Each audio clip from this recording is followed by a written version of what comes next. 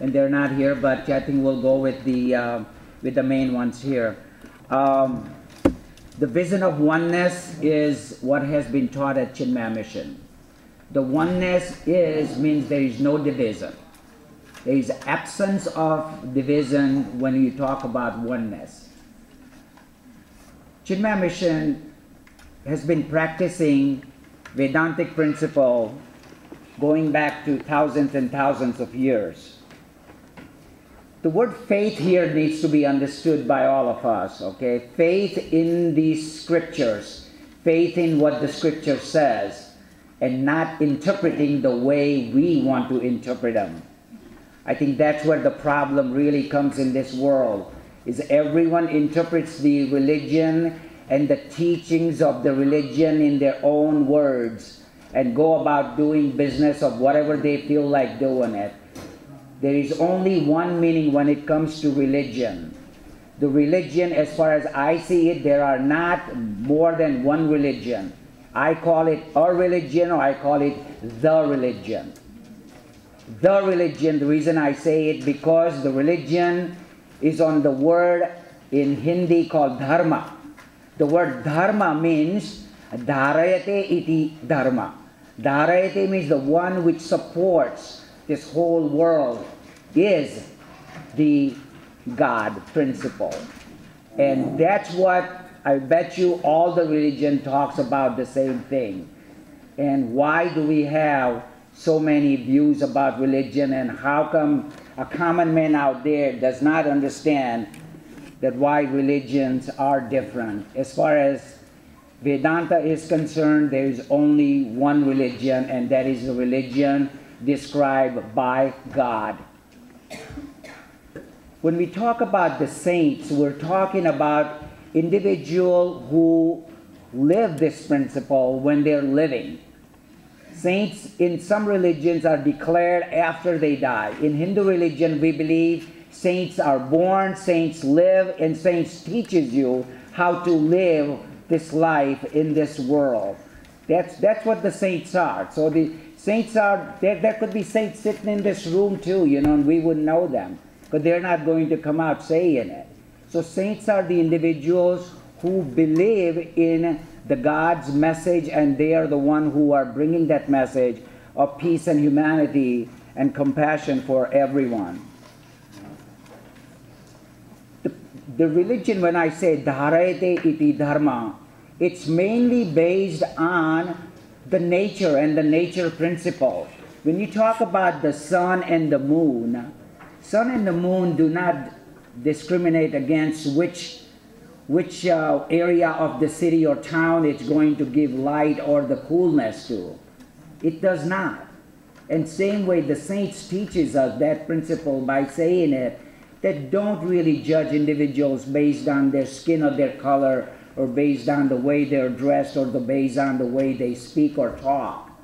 And that is what the sun and moon is behind the guiding principle of one religion, because they are the one who are telling us that, I am not going to give light to this people, Europe, and not give light to India. They don't say that. It just does its job, what it's meant to do it. This whole principle, what I'm talking about, Vedantic principle, it is based on a principle called Sat. Sat is an existence principle.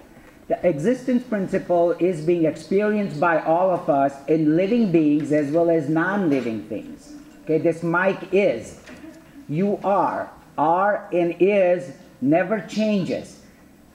The subject matter changes. The mic will change it to you, you will change to someone else's name, but the isness or ourness principle never changes. That is the principle of God. That is when we talk about Brahman, when we talk about Bhagwan, when we talk about God, we're talking about that principle which supports the whole universe. It's the isness principle or ourness principle or amness principle. Or we are or you are, we're talking about it. It's the individual changes.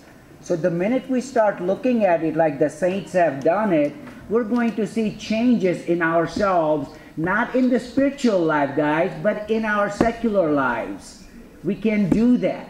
We must be able to do it. But we are saying that this is all meant for saints and other individuals, not for us. So I really believe that this project, Umbrellas of Faith, UniFaith, is a good project to begin with it.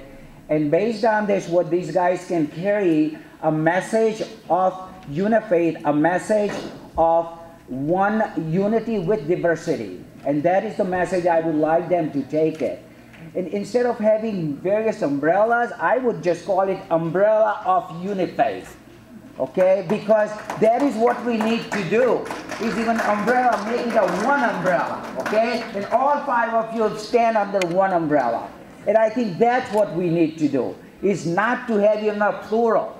Okay? Similar to religion, there are no religions. There is only one religion. The religion. And that is the way I think if 100 people in this room will start talking about this, going out in the world in that way, I think we can change it. I am changing the city of Lockport. I think we can change city of Oak Brook, Villa Park, and everybody else. And I think the only way to do it is by us following on this UniFaith principle. And I think we will be moving well in that direction. So only thing I want to say to these 5 gentlemen, you all go to Hinsdale School. Okay, continue on this path. Continue talking about UniFaith. I think there is a lot more people out there who will follow and who understand what you guys are talking about. And continue on a path of unity with diversity. You know, you guys all look different, but to me, you all are one person coming as under one umbrella. Thank you very much.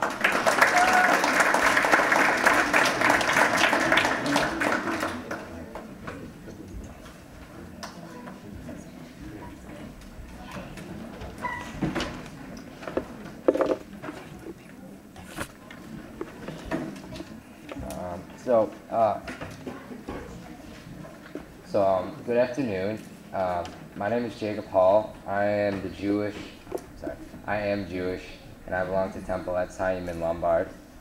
To me, UniFaith is about celebrating the things that we all have in common rather than being distracted by our relatively few differences.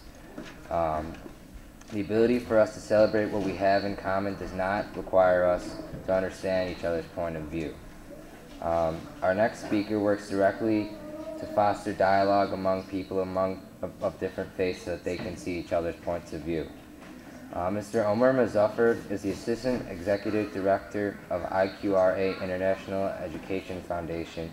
He's an association of Muslim educators, scholars, and community workers who have gathered knowledge of Islam from both traditional Islamic madaris and Western educational institutions.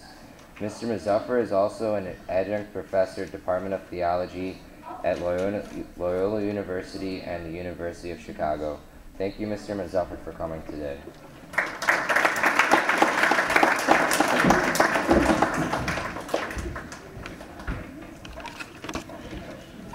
So you get to hear from me again, not as host, but as speaker this time.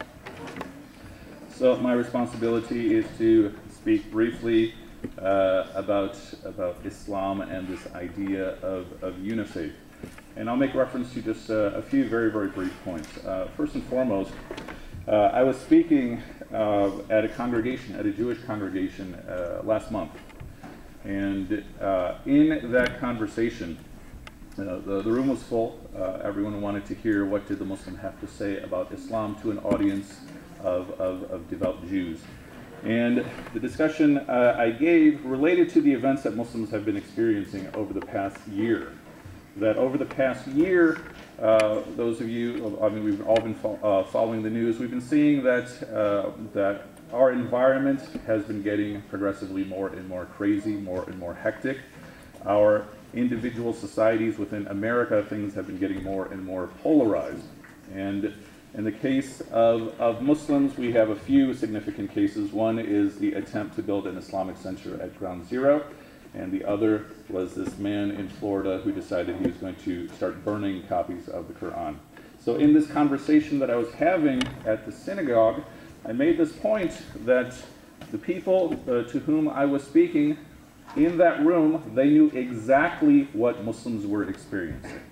They knew exactly the struggles that Muslims are going through right now. And the request that I made to them is that we as Muslims need you to teach us what we need to do. We as Muslims need to come forth and seek help from you, seek advice from you, because you as a Jewish people are a very, very strong people. You have gone through struggle after struggle after struggle, and now we need your help to figure out how to lead a pathway back into light, into a world that is of increasing darkness.